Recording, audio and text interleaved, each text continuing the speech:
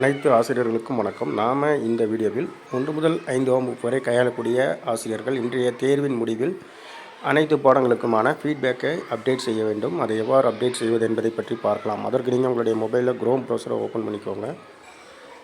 Open செய்து search பாரில் exam TN schools அப்படிங்கிற அந்த வெப் அட்ரஸை கிளிக் பண்ணிட்டீங்கன்னா உங்களுக்கு அந்த எக்ஸாம்ஸ்க்குரிய பேஜ் ஓப்பன் ஆகிருக்கும். இதில் உங்களுடைய ஸ்கூல் யூசர் நேம் வகுப்பு ஆசிரியர்கள் தங்களுடைய இண்டிவிஜுவல் யூசர் நேம் பாஸ்வேர்டு கொடுத்து லாகின் பண்ணிக்குவாங்க. தலைமை ஆசிரியர்களும் தங்களுடைய இண்டிவிஜுவல் யூசர் நேம் பாஸ்வேர்டு அல்லது பள்ளியினுடைய யூசர் நேம் பாஸ்வேர்டு கொடுத்து லாகின் செய்து கொள்ளலாம். அதன் பிறகு இங்கே இருக்கக்கூடிய டேஷ்போர்டில் டெஸ்கிரிப்டிவாக கிளிக் செய்திங்கன்னா உங்களுக்கு இந்த மாதிரியான ஸ்டார்ட் டேட் எண்ட் டேட்னு வரும். இதில் கிளாஸ் அப்படிங்கிறதுல உங்களுடைய கிளாஸை தேர்வு செய்து சப்மிட் கொடுத்துட்டீங்க அப்படின்னா உங்கள் வகுப்பிற்கான தமிழ் பாடம் முதல் அனைத்து பாடங்களுக்குமான ஃபீட்பேக் சப்மிட் செய்யக்கூடிய ஆப்ஷன் ஒவ்வொரு பாடத்திற்கு கீழேயும் இருக்கும்.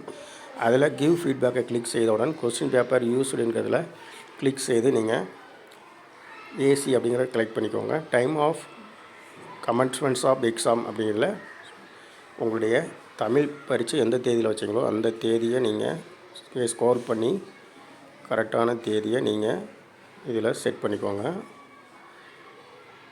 இதில் செட் பண்ணிவிட்டு அதே போல் அதனுடைய டைம் காலை 10 மணின்றதை டீஸ் பண்ணிவிட்டு செட் பண்ணிக்கோங்க. இவ்வாறாக டைம் அண்ட் டேட் செட் பண்ணிவிட்டு அதன் பிறகு டோட்டலாக நம்பர் ஆஃப் கிளாஸ் செக்ஷன்ஸில் உங்களுக்கு ஒரு செக்ஷன் இருந்தால் 1 அல்லது 2 இருந்தால் 2 அந்த மாதிரி கொடுங்க. அடுத்ததுலேயும் எத்தனை செக்ஷன் இருக்கோ அதை கொடுத்துருங்க. டோட்டல் ஸ்டூடெண்ட்ஸில் எத்தனை ஸ்டூடெண்ட்ஸோ அதை கொடுத்துட்டு ரிமார்க்ஸில் நீங்கள் இதை குறித்து என்ன ரிமார்க்ஸ் எழுத விரும்புகிறீங்களோ அதை கொடுத்துட்டு சப்மிட் கொடுத்துருங்க. இவ்வாறாக ஒவ்வொரு பாடத்திற்கும் தனித்தனியாக ஃபீட்பேக் கொடுக்க வேண்டும்.